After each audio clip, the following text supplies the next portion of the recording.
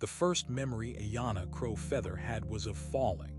Not the terrifying plunge that might have explained her condition, but a gentle tumble from her grandfather's arms when she was 3 years old, rolling onto the soft buffalo grass outside their home while chasing a butterfly that danced just beyond her reach. She remembered the laughter, her grandfather's weathered hands scooping her up, and the way he whispered, "Some spirits are meant to fly differently, little eagle." She wouldn't understand what he meant for years to come. Born without legs due to a rare congenital condition called bilateral amelia, Ayanna had never known the sensation of walking, running, or standing. Yet in the 17 years since that first memory, she had never truly felt limited until the morning when everything changed. The sun rose over the Wind River Reservation in Wyoming, painting the sky in shades of amber and rose that seemed to set the very air ablaze. Ayanna pressed her palms against the worn wooden floorboards of her grandfather's home, the same boards her mother had crawled across as a baby, the same boards that had supported 5 generations of the Crow Feather family. The wood was smooth beneath her calloused hands, polished by years of her movements, each grain telling a story of endurance. She pulled herself forward with practiced efficiency, her upper body a testament to adaptation. Where others might have seen limitation, Ayanna had forged strength. Her arms were corded with muscle, her shoulders broad and powerful, her core strength extraordinary. She moved through the small house with a fluid grace that spoke of complete familiarity with her environment and her body. The morning routine was sacred in its simplicity. First, she would check on her grandfather, Joseph Crow Feather, who at 78 still insisted on sleeping on a traditional bedroll despite his aching joints. Then she would prepare their modest breakfast, usually cornmeal mush sweetened with wild honey when they could afford it, or plain with salt when they couldn't. Today was a salt day. As she reached for the water bucket, her long black hair fell forward like a curtain. She paused to tie it back with a strip of leather decorated with beads she had sewn herself, tiny works of art that caught the morning light and threw tiny rainbows across the kitchen wall. It was in these small beauties that Ayanna found joy, in the preservation of traditions that connected her to generations of Arapaho women who had created beauty from simplicity. The kitchen itself was a study in contrasts. An ancient wood-burning stove sat next to a modern refrigerator that hummed and clicked uncertainly, as if unsure of its place in this world between old and new.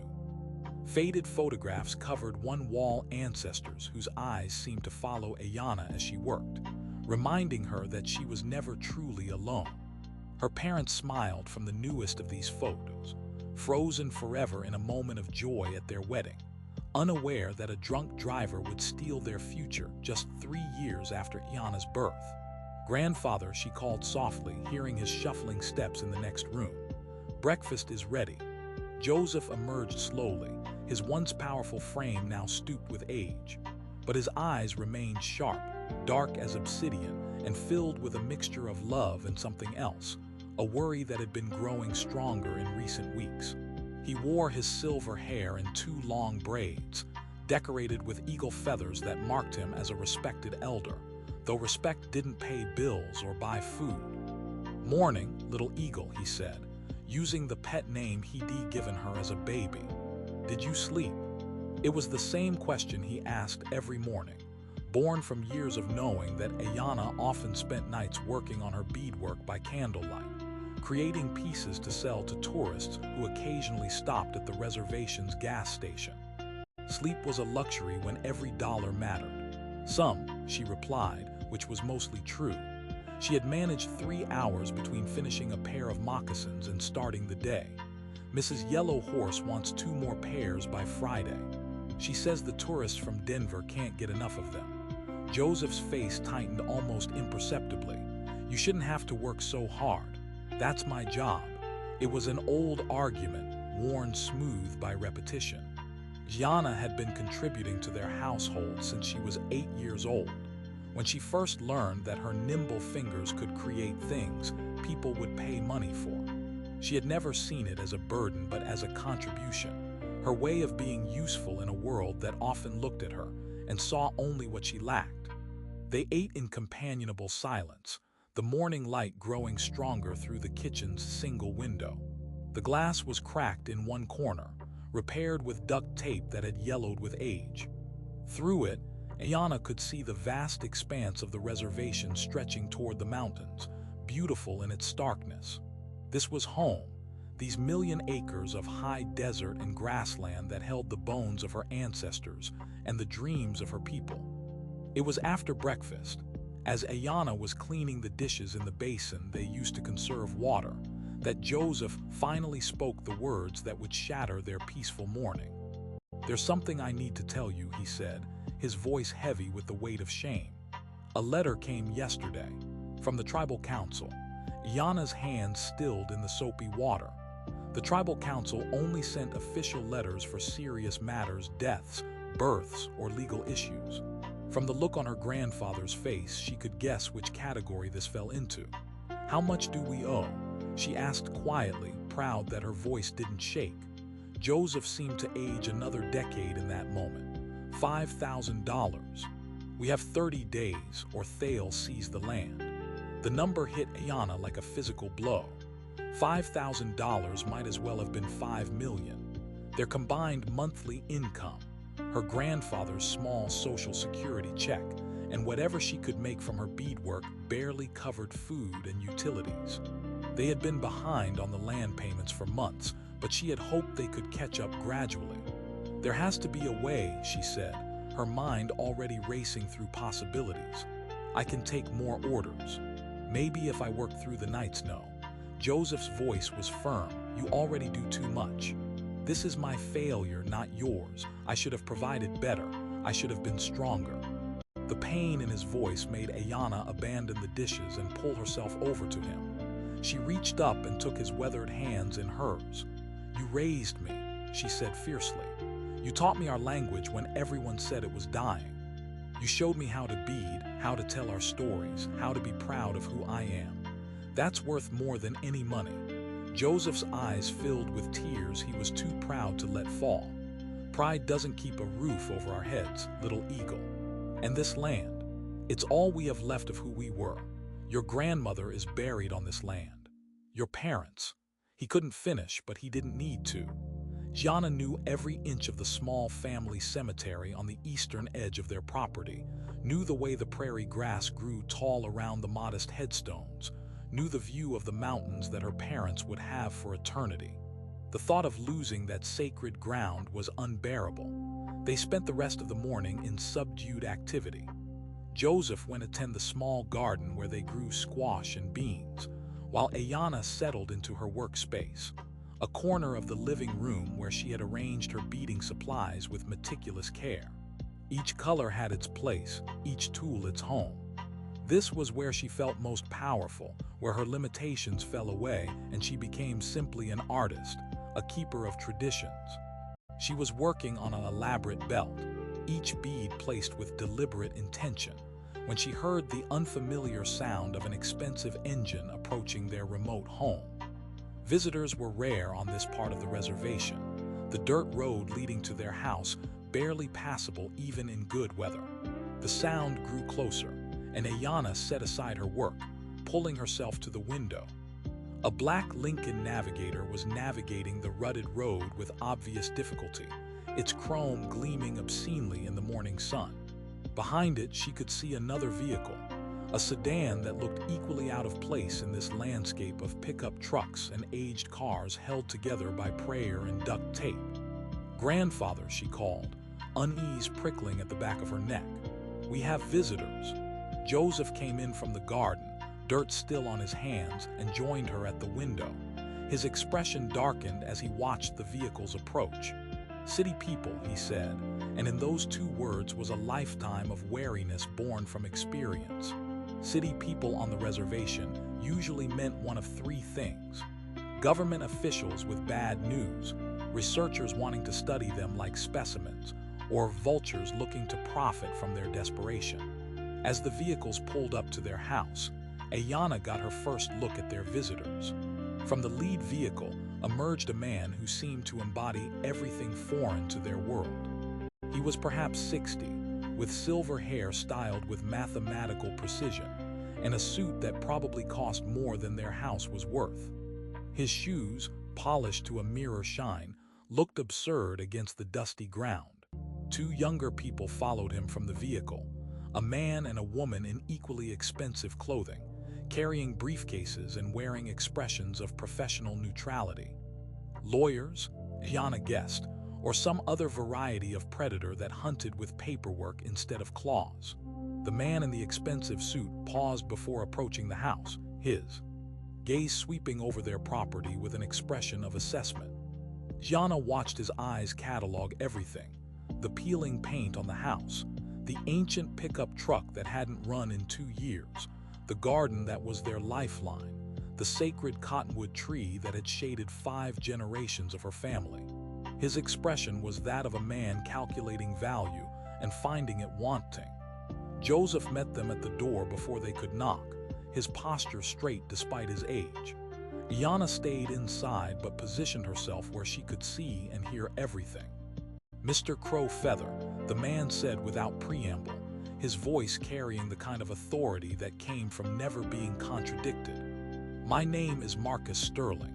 I believe you know why I am here." Joseph's face remained impassive, a skill learned from decades of dealing with those who viewed him as less than.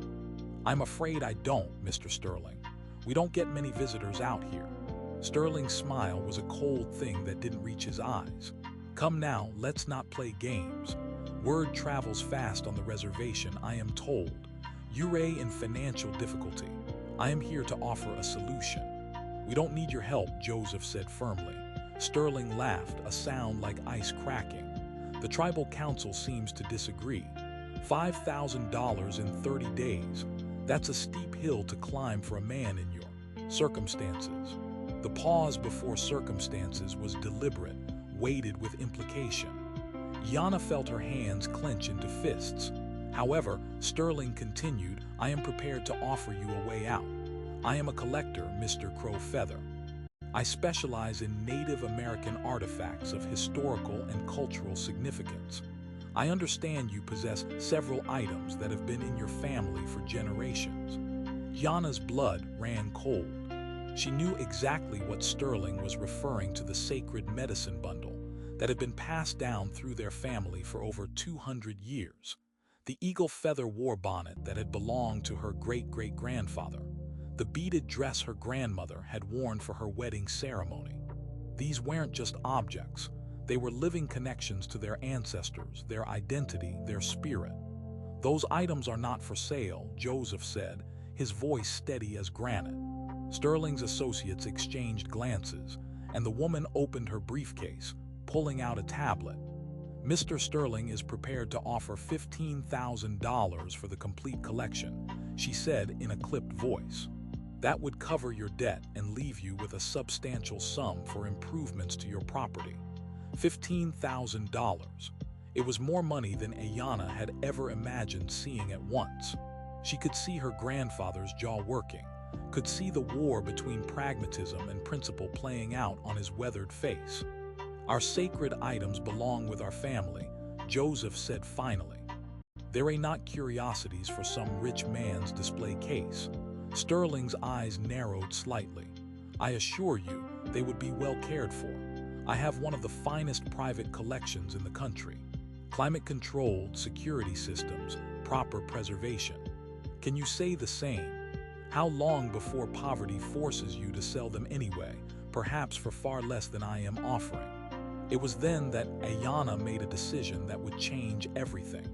She pulled herself forward, moving from the shadows of the house into the doorway where the visitors could see her. The reaction was immediate and telling.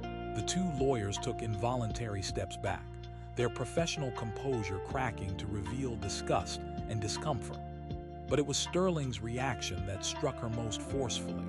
His eyes widened, then narrowed, and for just a moment she saw something raw and complicated flash across his face before he reasserted control. "Ah," he said, his voice taking on a new tone, one of false sympathy that made Ayanna's skin crawl. I see, this explains much. My granddaughter, Ayana, Joseph said, his voice carrying a warning. She speaks for this family as much as I do. Sterling's gaze remained fixed on Ayana, studying her with an intensity that made her want to retreat back into the shadows. But she held her ground, meeting his stare with one of her own. Miss Crowfeather, Sterling said, inclining his head slightly. I apologize if our arrival has inconvenienced you. The only inconvenience, Ayana said, her voice clear and strong, is people who think our heritage is for sale. My grandfather already gave you our answer. The items you want are not artifacts, they're living parts of our family. Would you sell your grandmother's wedding ring? Your father's watch? Something flickered in Sterling's eyes at the mention of fathers, but it was gone too quickly for Ayana to interpret. Sentiment is a luxury, he said coolly. One that becomes quite expensive when you're about to lose everything. But perhaps there's another arrangement we could come to. He paused, seeming to consider something. His lawyers looked uncertain, as if he was departing from whatever script they had prepared. I employ a number of consultants for my collection, Sterling continued. Experts who help me understand the cultural context and significance of the pieces I acquire. Someone with your obvious knowledge might be valuable in such a role. The way he said knowledge made it sound like a consolation prize, something given to those who had nothing else to offer. Ayana felt her grandfather tense beside her. You're offering me a job? Ayana asked, wanting to be clear about what was happening. Sterling smiled that cold smile again. I am offering you an opportunity. The position would pay well, certainly enough to cover your grandfather's debts. You would live at my estate in Colorado, have access to one of the finest private collections of Native American artifacts in the world. You could ensure they're properly understood and contextualized. She's not going anywhere with you, Joseph said immediately, his protective instincts flaring. But Sterling wasn't looking at Joseph anymore. His entire focus was on Ayana, and she realized with a chill that he had already dismissed her grandfather as irrelevant to the negotiation. Think about it, Sterling said directly to her. What future do you have here? What opportunities? You're clearly intelligent, skilled in traditional crafts, but intelligence and skill without opportunity are just wasted potential. I am offering you a chance to be useful, to make a real difference. There it was, useful. The word hung in the air between them like a challenge. Ayana had spent her entire life proving her usefulness, showing that her worth wasn't diminished by her physical differences. And now this man, this collector of dead things, was offering to validate her usefulness. But only on his terms, only in service to his vision. We need time to consider your offers, Ayana said diplomatically, though inside she was seething. Sterling nodded, seemingly satisfied. Of course. I'll be staying at the casino hotel for the next 2 days. You can reach me there when you've made your decision. He turned to go, then paused, looking back at her. You know, Miss Crowfeather, I've collected Native American artifacts for 30 years. I've seen hundreds of examples of traditional beadwork, but I've rarely seen someone actually creating it with such skill. It would be a shame for that talent to be wasted here, limited by circumstances. Again, that waited pause. This time, Ayana knew exactly what circumstances he meant. After the vehicles disappeared in a cloud of dust, grandfather and granddaughter sat in heavy silence. The morning that had started with such simple routine now felt fractured, the peace of their home invaded by Sterling's presence and proposals. I won't let you go with him, Joseph said finally. That man. There's something wrong there, something broken. Ayana had felt it too, the darkness that seemed to cling to Sterling despite his expensive suit and cultured voice. But she had also seen their reality with brutal clarity through his eyes, the poverty, the limitation, the slow spiral toward losing everything. We don't have many choices, grandfather, she said softly. Joseph's hands clenched into fists. There are always choices. I could go work in the oil fields. Many men my age do it. They both knew that was impossible.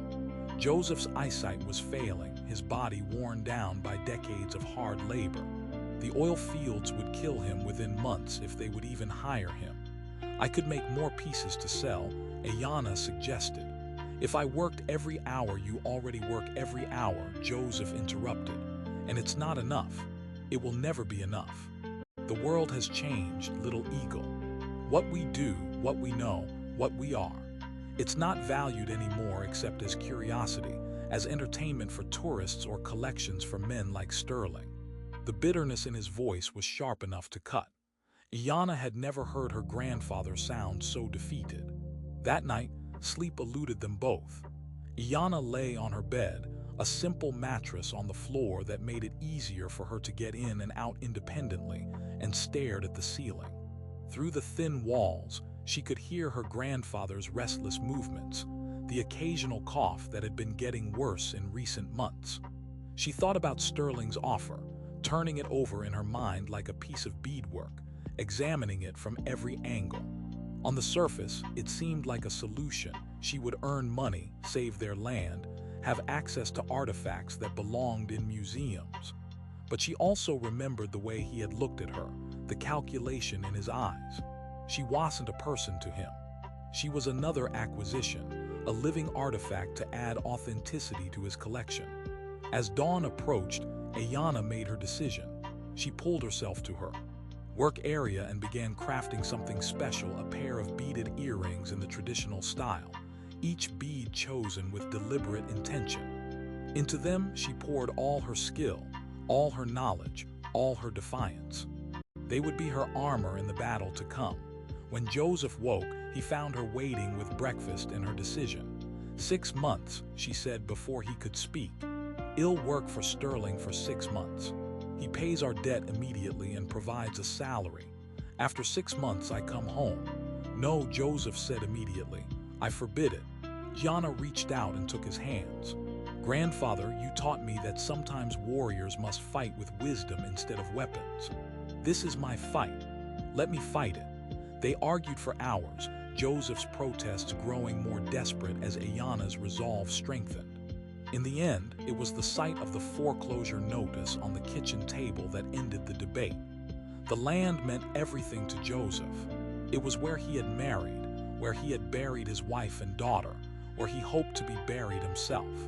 Ayanna would not let him lose it. The next morning, they drove to the casino hotel in Joseph's ancient pickup truck, which wheezed and protested the entire journey. Ayanna wore her best dress, a simple cotton garment decorated with ribbon work her grandmother had done 50 years ago. The earrings she had made gleamed in her ears, catching the light with every movement. Sterling received them in a suite that was larger than their entire house. The contrast was deliberate.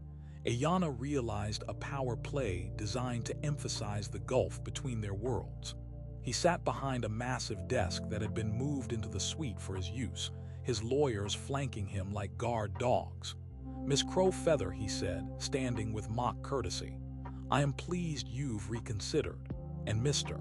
Crowfeather, I assure you your granddaughter will be well cared for. I have conditions, Ayanna said before Sterling could continue his performance of magnanimity. Sterling's eyebrows rose slightly. Oh, 6 months only. You pay our debt immediately, directly to the tribal council, not to us. I receive a salary of $3,000 per month, paid bi-weekly to my grandfather.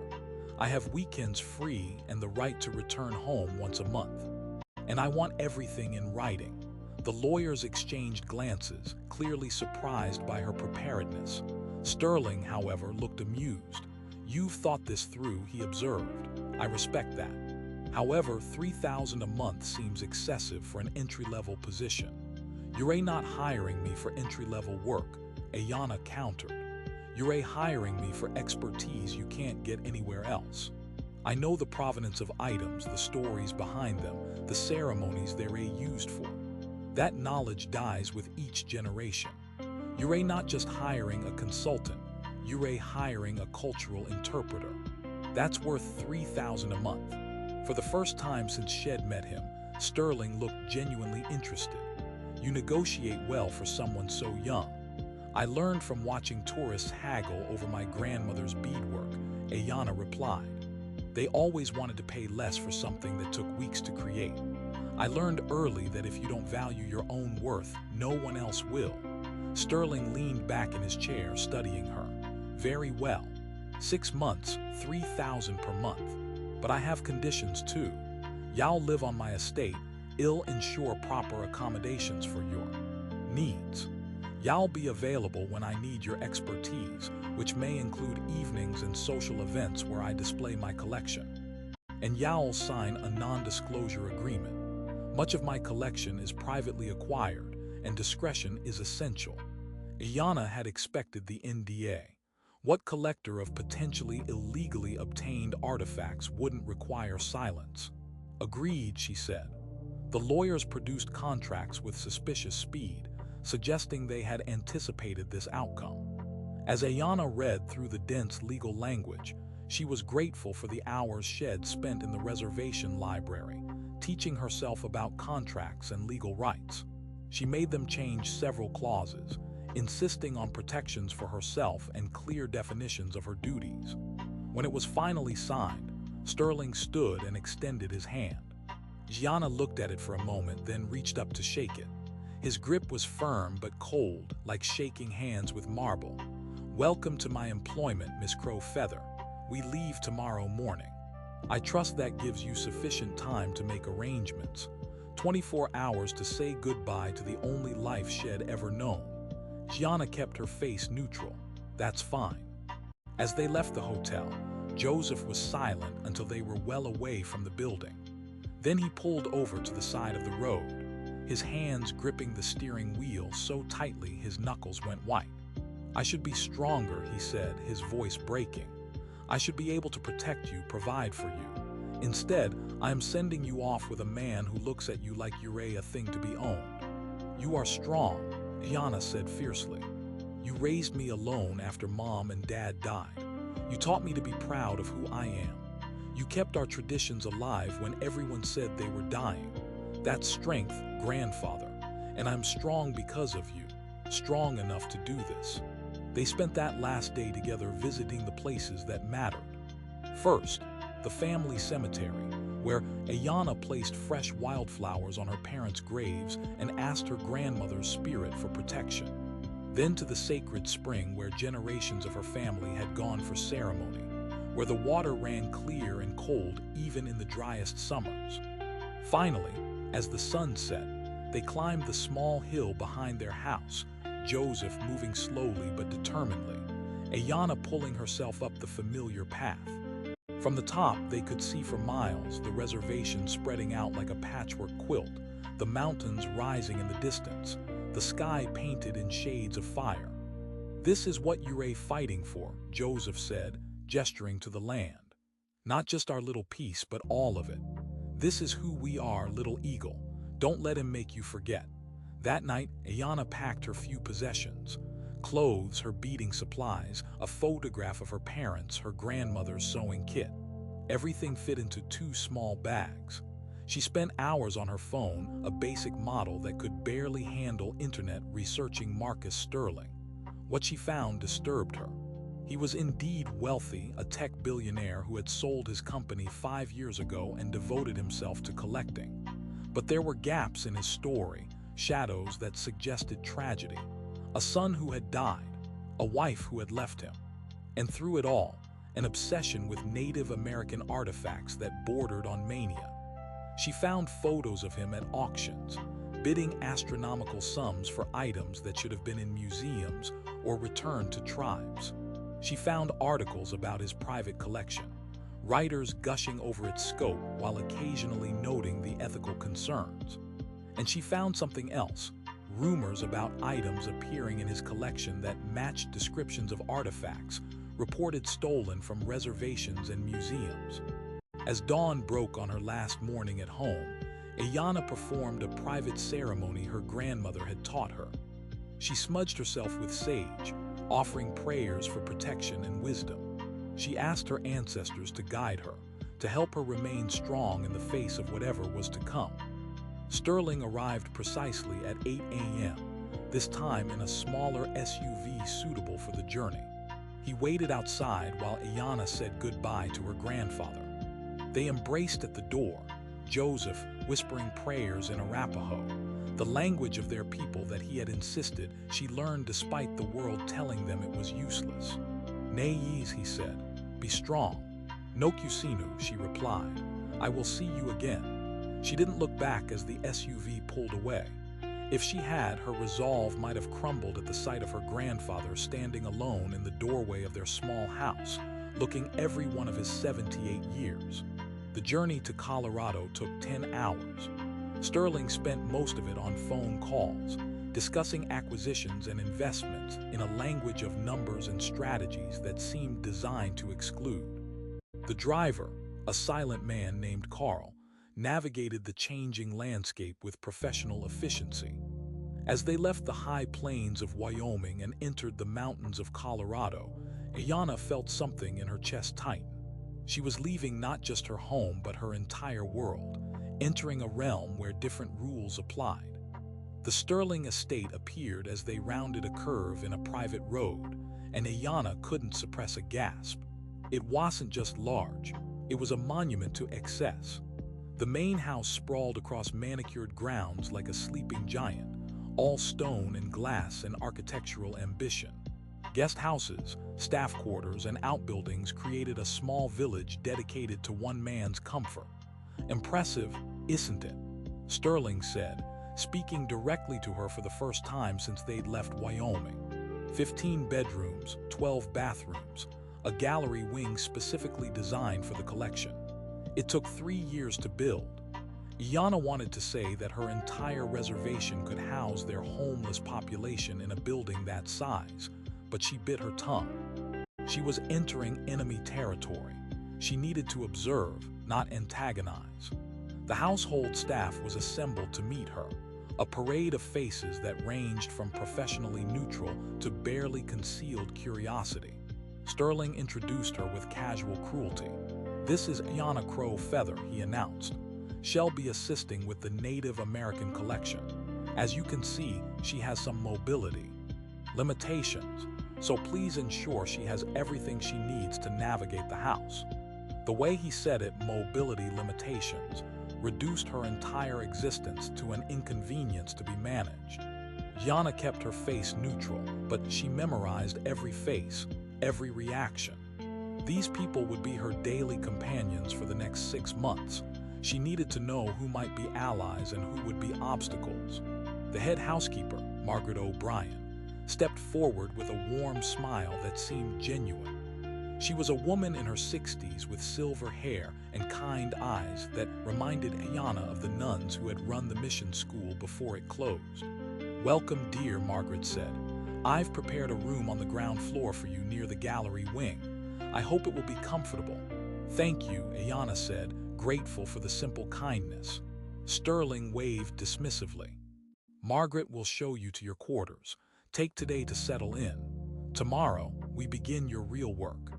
As he strode away, Ayanna noticed a slight limp in his left leg that he seemed to be trying to hide. She filed the observation away with all the others she was collecting. Margaret led her through the house, which was even more overwhelming inside than out. The walls were covered with art from various cultures, most of it Native American. Ayanna recognized pottery styles from the Southwest, beadwork from the plains, carved masks from the Northwest coast. It was like walking through a museum, except museums typically had better provenance for their collections. "Mr. Sterling is very proud of his collection," Margaret said, noticing Ayanna's attention. "He spends hours in the gallery wing, studying his pieces." There was something in her tone that suggested less admiration than observation. Ayanna made a mental note to cultivate Margaret's trust. The room they had prepared for her was larger than the entire living area of her grandfather's house. A specialized bed had been installed that was low to the ground, with grab bars discreetly placed around the room. The bathroom had been modified with a roll-in shower and other accommodations. Someone had done research and done it well. "I hope everything is suitable," Margaret said anxiously. "We can change anything that doesn't work for you." "It's perfect," Ayana assured her, though the luxury of it all made her uncomfortable. "Thank you for being so thoughtful." Margaret's face softened. "My grandson uses a wheelchair," she said quietly. "I know a bit about making spaces accessible. If you need anything at all, please don't hesitate to ask." After Margaret left, Gianna explored her new space. The windows looked out over manicured gardens that seemed to go on forever. She could see staff members moving about their duties, maintaining the estate's perfection. It was beautiful in the way a museum diorama was beautiful, artificial, controlled, lifeless.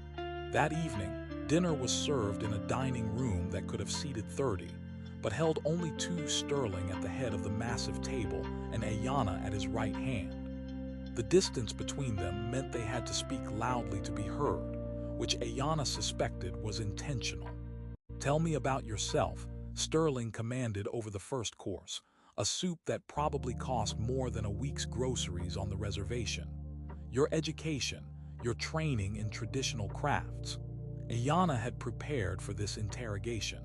She spoke about learning beadwork from her grandmother, about the elders who had taught her the meanings behind different patterns and colors. She talked about her self-directed education, the hours spent in the library and later online, learning everything she could about her people's history and art. "No formal education then," Sterling summarized dismissively. "No university degree in anthropology or art history. The elders on my reservation have knowledge that no university can teach," Ayana replied evenly. "They carry memories and techniques passed down through generations. That's my education." Sterling smiled that cold smile. "Quaint. But in the real world, credentials matter. Knowledge without certification is just opinion." Gianna wanted to point out that grave-robbing artifacts didn't require a degree either, but she held her tongue. She was beginning to understand Sterling's game. He had hired her not despite her lack of formal education and her disability, but because of them. In his mind, these things made her less than, made her someone he could control and dismiss. The rest of dinner passed in similar fashion, Sterling alternating between condescending questions and lectures about his collection. He spoke of pieces he'd acquired at auction, battles with other collectors, the thrill of obtaining something unique. Never once did he mention the cultures these items came from as living things, as peoples with contemporary presence. They were all past tense to him, artifacts of the safely dead. That night, alone in her luxurious prison, Ayana allowed herself to feel the full weight of what she'd undertaken. 6 months stretched before her like an eternity, but she thought of her grandfather, alone in their small house, and steeled herself. She had work to do. The next morning began what would become her routine. Sterling's assistant, a sharp-faced woman named Patricia, arrived at 7 a.m. with a schedule. Gallery tour at 9, authentication work at 11, lunch with visiting collectors at 1, cataloging in the afternoon, dinner with Sterling at 7. Every moment accounted for, every interaction orchestrated. The gallery wing was even more overwhelming in daylight. 3 large rooms held what Sterling proudly claimed was one of the most comprehensive private collections of Native American artifacts in the world. Gianna's heart sank as she recognized piece after piece that belonged in museums, or, better yet, with the peoples who had created them. "Your first task," Sterling announced, appearing with his usual theatrical timing, "is to create detailed descriptions of each piece for my private catalog. I want cultural context, ceremonial uses, approximate age, and market value." He handed her a tablet loaded with cataloging software. "Everything you need is here. I expect professional quality entries." As he turned to leave, Ayana called after him, "Mr. Sterling, some of these pieces, you'll need to research their provenance. To give you accurate information." He paused, looking back with narrowed eyes. "The provenance is not your concern. Focus on what the pieces are, not where they came from." It was as clear an admission of illegality as she was likely to get. Gianna nodded obediently and began her work. The first piece she examined was a Lakota war shirt, decorated with hair locks and intricate beadwork. It was beautiful and heartbreaking. Each hair lock represented a battle honor, a story of courage. It should have been with the warrior's descendants, not hanging in a climate-controlled case in Colorado. As she worked, she began to notice patterns. Certain pieces had acquisition dates that corresponded with thefts reported on various reservations. Others had documentation that seemed deliberately vague. Sterling might have told her not to concern herself with provenance, but Ayanna had a different agenda. She began taking photos with the tablet, making notes not just for Sterling's catalog but for her own records. If she could gather enough evidence, fascinating work. Ayanna looked up to find a young man watching her. He was perhaps 30, with Sterling's sharp features softened by something that might have been kindness. He wore casual clothes that still managed to look expensive, and he moved with the careful precision of someone recovering from injury. "I am David Sterling," he said, extending his hand. "Marcus is my father." Ayanna shook his hand, confused. Sterling had never mentioned a son, and her research had indicated his only child had died. "I am sorry," David said, reading her expression.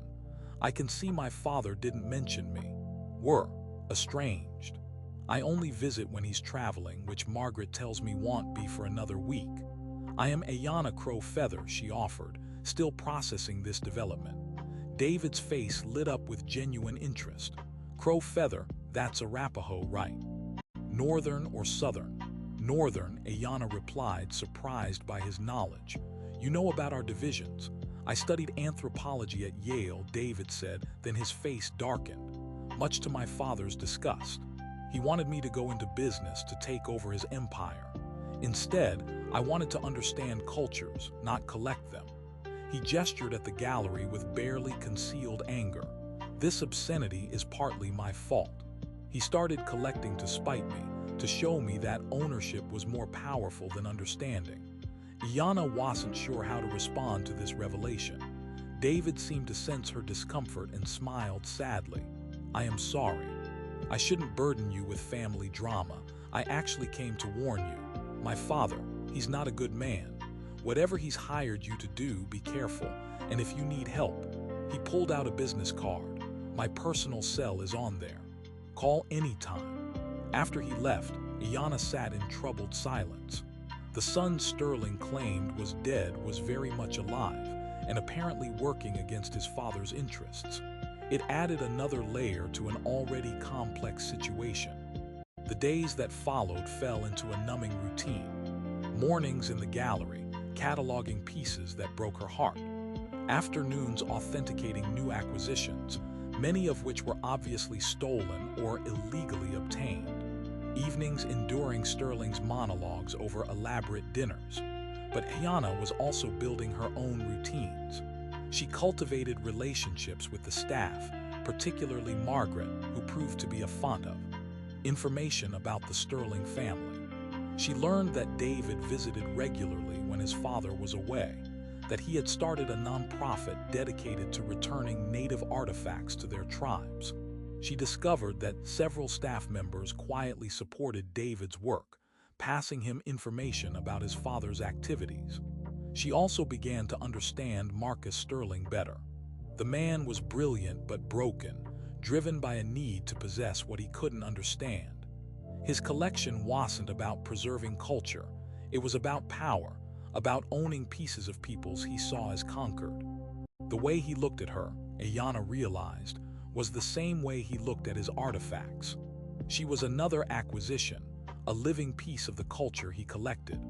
3 weeks into her employment, Sterling announced they would be hosting a major event, a private auction for select collectors. "I want you front and center," he told her over dinner.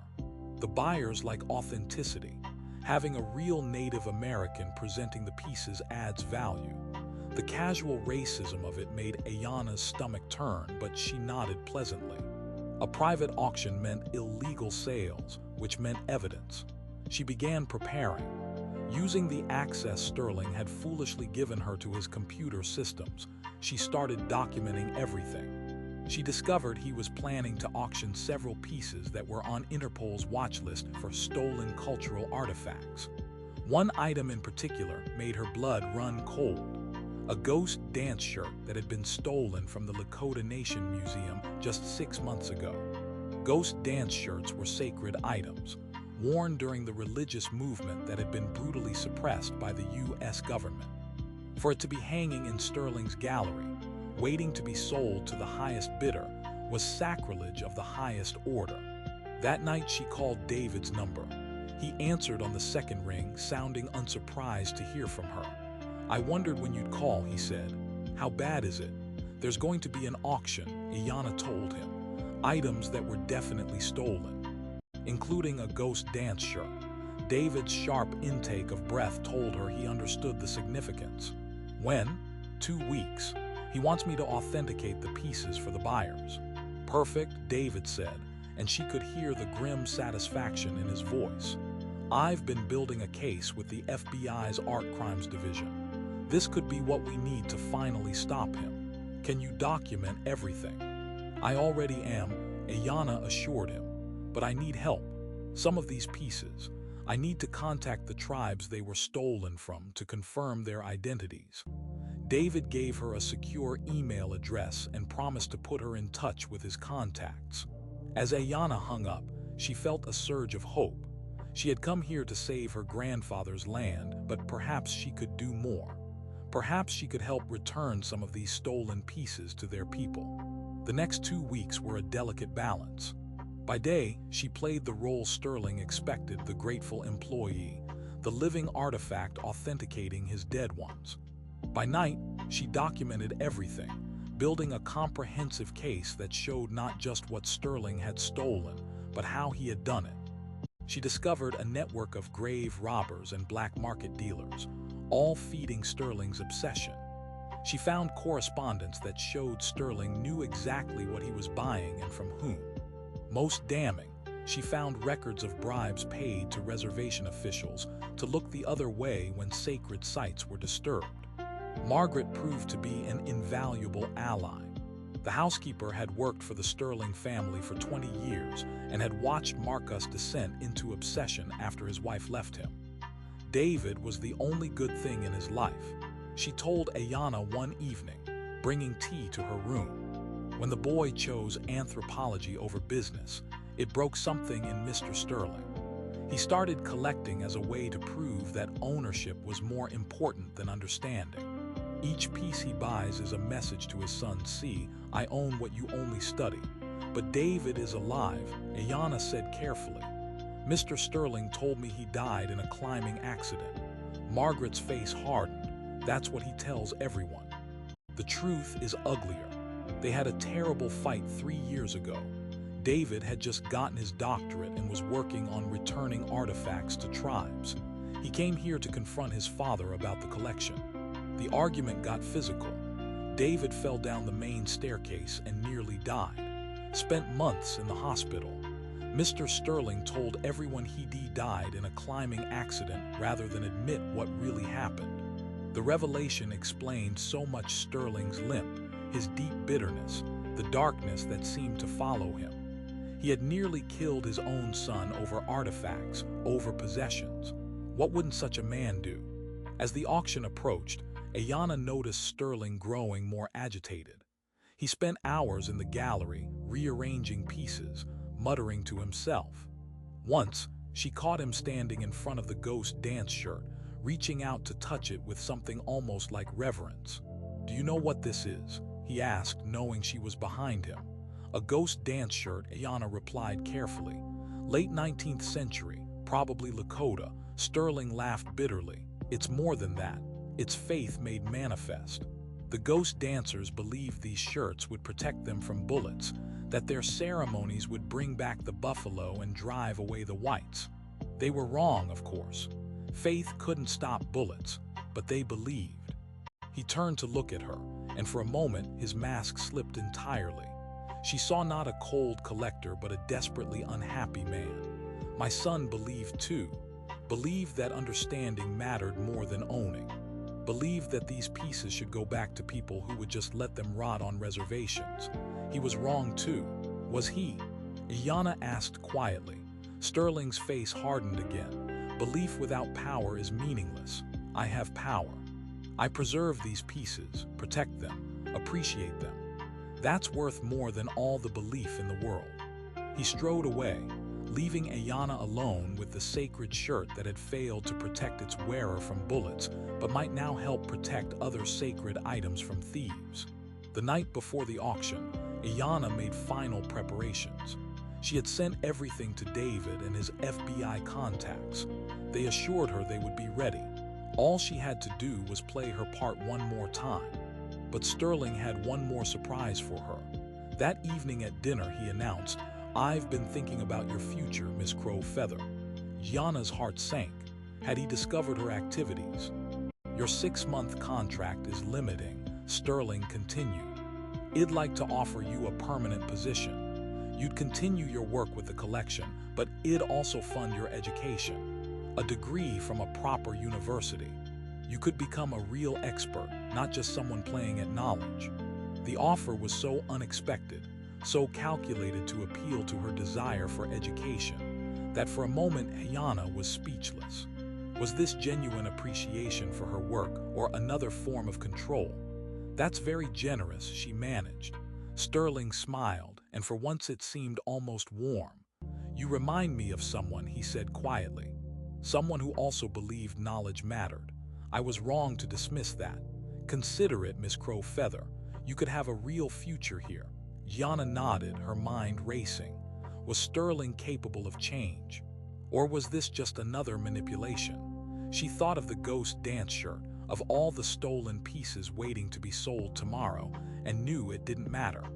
Too much damage had been done. The morning of the auction dawned clear and cold. Iana dressed carefully in traditional clothing.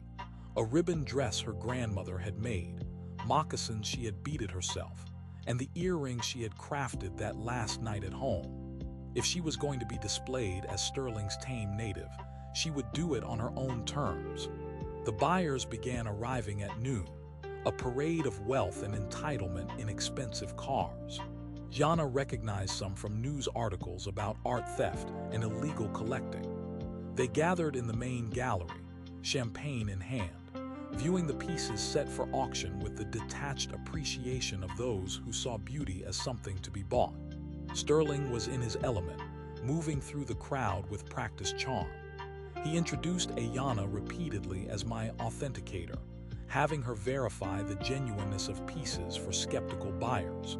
Each time she smiled and played her part, all while knowing that federal agents were preparing to storm the estate. The auction began at 2 p.m. Sterling had hired a professional auctioneer, but he insisted on presenting each piece himself, telling its story, or at least, his version of its story. Iana stood beside him, the living proof of his authenticity. When they reached the ghost dance shirt, Sterling paused. "This piece," he said to the assembled collectors, "is perhaps the most significant in today's auction. One of the few surviving ghost dance shirts, worn during the religious movement that swept through the Plains tribes in the 1890s. He went on to describe the ghost dance, the desperate hope of a people facing cultural annihilation, the belief that ceremony could restore their world.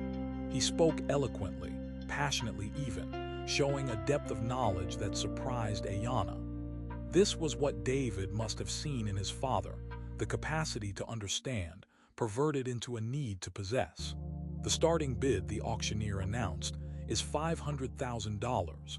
Paddles went up immediately. The price climbed $600,708. Iana watched in sick fascination as these people bid astronomical, sums for something that had been created as a prayer, worn in ceremony, and stolen from its rightful keepers. At $850,000, Sterling raised his hand to pause the bidding. "Before we continue," he said, "I'd like Miss Crow-Feather to tell us about the significance of this piece from a native perspective." It was a trap, Iana realized. He wanted her to add her authenticity to the sale, to be complicit in the sacrilege. She moved forward, feeling every eye in the room on her. "The ghost dance," she began, her voice carrying clearly through the gallery, was born from desperation and hope. Our peoples had lost almost everything: our lands, our buffalo, our freedom. The ghost dance promised that if we danced, if we believed, if we wore these sacred shirts, we could restore the world that had been taken from us. She paused, looking directly at Sterling. The movement was crushed at Wounded Knee in 1890. Hundreds of men, women, and children were massacred. The ghost dance shirts didn't stop the bullets, but they represented something bullets couldn't kill: the belief that our cultures would survive, that our peoples would endure. The room was silent. Even these hardened collectors seemed moved by her words. Sterling's expression was unreadable. This shirt, Ayanna continued, is not just an artifact. It's a prayer made physical. It belongs with the descendants of those who danced, who believed, who died. It belongs in a museum where their story can be told, or better yet, with the Lakota people who keep the ghost dance memory alive. To sell it, to own it, to hang it on a wall like a trophy, that's another form of massacre, a killing of meaning. The silence that followed was deafening. Then Sterling laughed, a harsh sound that shattered the moment. Beautiful sentiment, Miss Crow Feather. But sentiment, as I've said before, is a luxury. The bidding will resume at $850,000. It was then that the doors burst open. Federal agents streamed in, weapons drawn, voices commanding everyone to remain still. The collectors scattered like startled birds, some trying to flee, others freezing in place. Sterling stood perfectly still, his face a mask of calm that didn't reach his eyes. He looked at Ayanna, and in that look was everything: betrayal, rage, and strangely, something that might have been respect. "You," he said quietly as agents moved to arrest him, "I offered you everything. Education, position, a future. And this is how you repay me." Ayanna met his gaze steadily. "You offered me a chance to be your pet Indian, authenticating stolen goods. I chose to be something else." As the agents led Sterling away, he paused. "My son put you up to this. It wasn't a question." "Your son is trying to undo the damage you've done," Ayanna replied. "Maybe you should have listened to him." Sterling's laugh was bitter. "He was always too idealistic. Like you, thinking you can change the world with good intentions." "No," Ayanna said. "We change it with action, with choosing to do what's right even when it costs us, with refusing to let people like you turn our cultures into commodities." The aftermath was swift and overwhelming. The auction guests were detained and questioned. The entire collection was seized as evidence. Ayanna spent hours with FBI agents, providing detailed testimony about everything she had observed. David arrived that evening, moving carefully up the front steps. He found Ayanna in the gallery, now empty of its stolen treasures, sitting in her wheelchair and looking at the blank walls. "Thank you," he said simply. "This wouldn't have happened without you." "What will happen to him?" Ayanna asked. David sighed. "Prison, most likely. The evidence is overwhelming, but more importantly, the pieces will go home. Every single one will be returned to where it belongs." They sat in companionable silence for a moment. Then David said, "The foundation I run, we could use someone like you. Someone who understands both the cultural significance of these pieces and the legal frameworks needed to protect them. The job is yours if you want it." Ayanna considered the offer. It would mean staying in this world of museums and galleries, of legal battles and repatriation claims. It would mean being away from home even longer. But it would also mean continuing the work she had started, helping to return more stolen pieces to her people and others. "I need to go home first," she said, "to see my grandfather, to touch base with who I am. But yes, I am interested." David smiled, the expression transforming his face. "Take all the time you need. The work will be here when you're ready." A week later, after the FBI had finished with her, Ayanna returned to the reservation. The old pickup truck was waiting at the airport, her grandfather standing beside it, looking older but standing straight. They embraced without words, holding each other for a long moment. The drive home was quiet, the landscape rolling by with familiar comfort. It was only when they reached their land, when Iana could see their small house still standing, the garden still growing, the sacred cottonwood still shading the yard, that she truly felt she could breathe again. That evening, as they sat by the fire, Iana told her grandfather everything. He listened without interrupting, his weathered face showing pride, sorrow, and understanding in equal measure. "You did a brave thing, little eagle," he said when she finished. "A dangerous thing, but brave. Your parents would be proud. Your grandmother would be proud. I am proud." "I was scared," Iana admitted. "Every day I was scared he would find out what I was doing." Joseph smiled. "Courage isn't the absence of fear. It's acting despite the fear. You acted." They talked late into the night, sharing the months they had been apart. Joseph had used the money from Iana's employment to not just pay off their debt, but to fix the roof, repair the truck, and even put some aside for emergencies. The land was secure, their immediate future stable. But more than that, Iana's actions had rippled outward. News of the artifacts being returned had reached the reservation. People spoke of her with respect, calling her a warrior who fought with wisdom instead of weapons. Young people especially were inspired, seeing in her story proof that one person could make a difference. Over the next weeks, Iana settled back into reservation life. She returned to her beadwork, but now with a new purpose. She began teaching classes to young people, passing on not just the techniques but the stories behind them. She spoke at the tribal council about the importance of protecting their cultural heritage, of documenting their artifacts to prevent future thefts. She also stayed in touch with David, helping him identify pieces in other collections that needed to be returned. The work was slow and often frustrating, but each small victory, a ceremonial pipe returned to the Cheyenne, a wampum belt restored to the Haudenosaunee, felt like healing a wound. One day, a package arrived at their house. Inside was a letter from Margaret, the housekeeper who had been so kind to her. "Dear Iana," it read, "I wanted you to know that Mr. Sterling has asked to see you. He's in federal prison awaiting trial, and he says he has something important to tell you. I know you owe him nothing, but I thought you should know.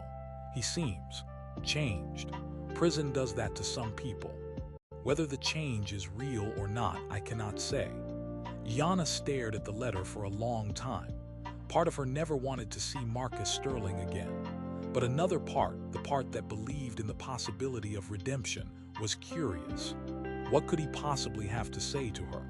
After discussing it with her grandfather and David, she decided to go. The federal prison was a 3-hour drive, and David insisted on accompanying her. "You don't have to do this," he said as they parked outside the imposing concrete structure. "I know," Iana replied, "but I think I need to, for closure if nothing else." The meeting room was stark and cold, all metal furniture and reinforced glass. Sterling was already there when they brought Iana in, looking smaller in his orange jumpsuit, his carefully styled hair now gray at the roots. He looked up when she entered, and she was struck by how much older he seemed, as if months in prison had aged him years. "Miss Crowfeather," he said, his voice lacking its old commanding tone. "Thank you for coming. I wasn't sure you would." "What do you want, Mr. Sterling?" Iana asked, keeping her voice neutral. He was quiet for a moment, seeming to gather his thoughts. "I've had time to think," he said finally. "Too much time, perhaps. About my collection, about my son, about you." He met her eyes. "You asked me once if I knew what the ghost dance shirt meant. I gave you the collector's answer: history, rarity, value. But I knew the real answer. I knew it meant hope in the face of annihilation, faith despite evidence to the contrary. I knew because that's what my son meant to me." His voice broke slightly. "When David chose anthropology over my business, when he said understanding mattered more than owning, I felt annihilated. Everything I'd built, everything I'd achieved, rejected by the one person whose approval I wanted. So I started collecting. Every piece I bought was an argument against his choice. See, I own what you only study. I possess what you only appreciate. And it cost you your son," Iana said quietly. Sterling nodded. "It cost me everything." My wife, my son, my freedom, and finally my collection. But sitting in this cell, I've realized something. You and David were right. Understanding does matter more than owning. The ghost dance shirt in my gallery was just fabric and beads. The ghost dance shirt, understood in its context, appreciated by the people whose ancestors created it, that's alive. He leaned forward. I'm going to plead guilty. My lawyers are furious, but I am done fighting. And I want to do something more. I want to establish a foundation, a real one, not a tax shelter. For repatriation, for education, for preserving living cultures, not dead artifacts. I want you and David to run it. Yana was speechless. David, who had been listening from the corner, stepped forward. Why should we trust you? He asked his father. Sterling smiled sadly. You shouldn't. I've given you no reason to. But the foundation will be structured so I have no control, no input. My money, your vision. Consider it reparations for the damage I've done. And what do you get out of it? Yana asked. Redemption? Sterling shook his head. I am not naive enough to think money can buy redemption. But maybe it can buy something better, the chance for the next Marcus Sterling to choose differently. To see beauty without needing to possess it, to appreciate culture without needing to own it. The meeting ended soon after, leaving Ayanna and David to process what they'd heard. As they drove back, they talked about the possibility. A fully funded foundation dedicated to returning stolen artifacts and supporting indigenous cultures could do incredible good. But could they trust Sterling's change of heart? He's my father, David said finally. I've seen him at his worst, but I also remember the man he was before he became obsessed with collecting. Maybe prison has stripped away the worst parts and left something worth saving. Gianna thought about redemption, about second chances, about the possibility of transformation. She thought about the ghost dance, about believing in restoration even in the face of overwhelming evidence to the contrary. Let's do it, she said, but on our terms. Full transparency, indigenous leadership, and a board that includes tribal representatives. If he's serious about change, he'll agree to all of it. Sterling did agree to everything. The Sterling Foundation for Cultural Preservation and Repatriation was established with an initial endowment of $50 million. Yana and David became co-directors, working with a board that included representatives from major tribes and museums. The foundation's first act was to return the ghost dance shirt to the Lakota Nation. Yana was there for the ceremony, watching as elders wept to see the sacred garment come home. It was just one piece among thousands that needed returning, but it was a start. Over the following years, Ayanna split her time between the reservation and the foundation's work. She completed a degree in museum studies, funded by the foundation, but earned through her own effort. She became a respected voice in the repatriation movement, testifying before Congress, consulting with museums, and always working to return stolen pieces to their peoples. But her proudest achievement was the program she established on the reservation. Using foundation funds, she created a cultural center that was fully accessible, where young people could learn traditional arts from elders, where artifacts could be properly preserved and displayed, where the stories of their people could be told by their people. The center's most popular program was one Ayanna taught herself, Warriors of Wisdom, where young people with disabilities learned that their differences were sources of strength, not limitation. She would tell them her story about the millionaire who thought she was useless and how she had proved him wrong. He looked at me and saw only what I lacked, she would say. But I knew something he didn't. I knew that the strength of our spirits cannot be measured by our bodies. I knew that wisdom can defeat wealth, that courage can overcome cruelty, that one person choosing to act can change everything. The program produced a generation of young Native people who refused to be limited by others' perceptions. Some became artists, some activists, some educators. All carried with them the lesson Ayanna had learned and taught, that true worth came not from what you could or couldn't do physically, but from the strength of your spirit and the courage of your convictions. Marcus Sterling served 5 years in federal prison. Upon his release, he lived quietly, volunteering at a local museum and corresponding regularly with David. He never contacted Ayanna directly, but every year on the anniversary of her testimony, a donation would arrive at the cultural center, always anonymous, always exactly the amount needed for some project or program.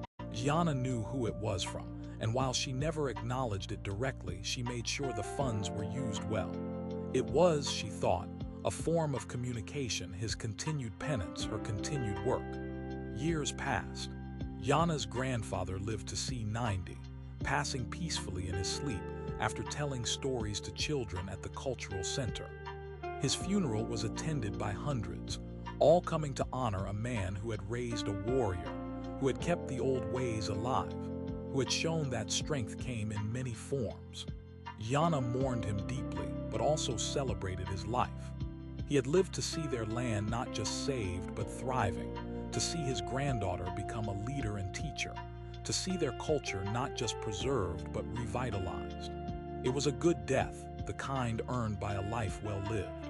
On the 10th anniversary of Sterling's arrest, Ayanna received an unexpected call.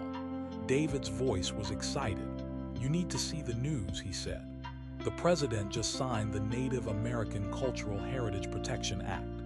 It's everything we've been fighting for: stricter penalties for artifact theft, easier repatriation processes, funding for tribal museums.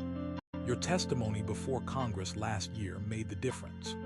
Ayanna sat in her office at the cultural center, fully accessible, overlooking the prairie where her ancestors had lived for generations, and felt a deep satisfaction. The work wasn't done, would never be done. There were still thousands of artifacts in private collections, still people who saw native cultures as curiosities to be collected rather than living traditions to be respected. But progress had been made, real, lasting, systemic progress. That evening, she taught her regular class to young people with disabilities. As always, she began with a story. "Let me tell you," she said, "about a girl who couldn't walk but learned to soar. About how the word useless became the catalyst for useful change. About how one person's cruelty can be transformed into a movement for justice." The young faces looked up at her with rapt attention, seeing in her not just a teacher but a possibility. The possibility that they too could transform limitation into strength, that they too could change the world not despite their differences, but because of them. The hero's journey, Ayanna told them, isn't about becoming someone different. It's about revealing who you've always been. It's about taking the very things others see as weaknesses and transforming them into unassailable strengths. It's about refusing to accept others' definitions of your worth. She looked at each young face, seeing future warriors, future leaders, future changemakers. "You are not your limitations," she said. "You are not others' perceptions. You are the inheritors of a tradition of survival, of adaptation, of transformation. You are proof that the human spirit cannot be confined by physical form." As the class ended and the students left, chattering excitedly about their own projects and dreams, Ayanna remained in the quiet classroom. Through the window, she could see the sun setting over the prairie, painting the sky in the ancient colors her grandfather had taught her to read.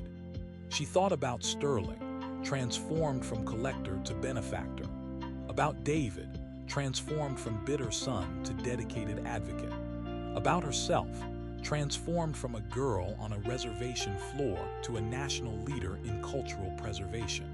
But mostly, she thought about transformation itself, how it was always possible, always happening, always available to those with the courage to embrace it. The ghost dance had promised to restore a lost world through faith and ceremony. It had failed in its immediate goal but succeeded in something greater. It had shown that even in the face of annihilation, hope persisted. That even when everything seemed lost, the human spirit could envision restoration. Ayanna had learned that restoration came not through magic but through work, not through dancing but through doing, Not through shirts that could stop bullets, but through laws that could stop thieves. Not through ceremonies that would bring back the buffalo, but through programs that would bring back the languages, the arts, the stories. Her phone buzzed with a text from one of her students. "Ms. Crowfeather, I got into college. They said my essay about being a warrior of wisdom was the best they'd read. Thank you for showing me that different doesn't mean less." Iana smiled, thinking of all the young people who had heard her story and found their own strength. This was the real victory, not just the artifacts returned or the laws changed, but the minds opened, the spirits strengthened, the futures made possible. As darkness fell over the prairie, Iana prepared to go home, not to the luxury of Sterling's estate or the bustle of the Foundation's offices, but to the small house where she had learned to move without legs, to see without limitations, to fight without weapons. The house was empty now without her grandfather, but it was still home, still the place where she had learned that the strength of her spirit was greater than any physical limitation, still the place where she could touch the earth and remember who she was. The news played on her phone as she prepared dinner, stories of the new law's passage, of museums voluntarily returning artifacts, of tribes celebrating the return of sacred items. Her name was mentioned several times, Iana Crowfeather, whose testimony was instrumental. The foundation established by Crowfeather and David Sterling, the Warrior of Wisdom program created by Crowfeather. But Iana wasn't listening to the accolades. She was thinking about tomorrow's class, about the young girl with cerebral palsy who was learning beadwork, about the boy with autism who was discovering his gift for traditional songs, about all the young people who were learning that their differences were not deficits but unique forms of strength. She thought about Sterling's words from that first meeting: useless things can have value in the right context. He had meant it as an insult, a reduction of her humanity to a commodity. But in a way, he had been right. She had found her context, not as his pet authenticator but as a voice for her people, a bridge between worlds, a teacher of transformation. The value she had created, however, was nothing he could have imagined or purchased. Late that night, Iana sat on her porch, looking at the stars her grandfather had taught her to navigate by. Somewhere, those same stars were shining on museums preparing to return artifacts, on young Native people applying to colleges with new confidence, on elders seeing their grandchildren learn traditions they had feared would die. The hero's journey, she reflected, never really ended. It just passed from one person to the next, each taking up the challenge in their own way. She had taken the journey forced upon her by circumstance and Sterling's cruelty and transformed it into something powerful. Now others would take their own journeys, facing their own challenges, making their own transformations. From inside the house, she heard her phone ring.